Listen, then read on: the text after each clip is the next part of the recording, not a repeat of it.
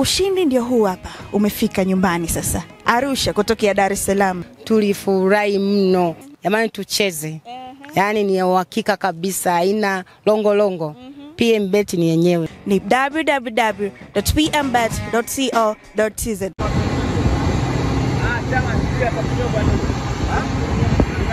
Watazamaji wa PMTV, hawa unaowashuhudia ni viongozi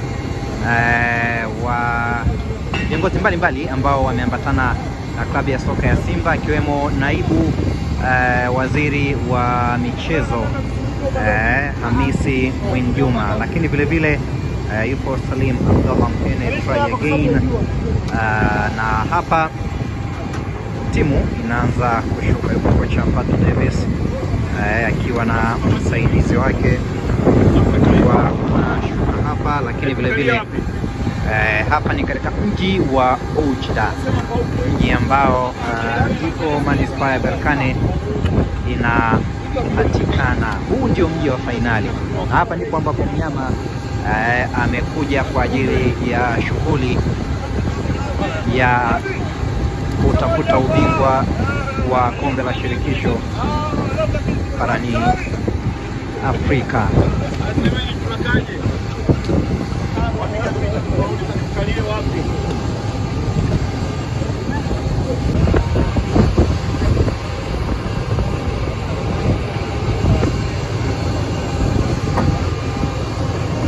Wachezaji hao tayari wameanza kushuka tayari kwa ajili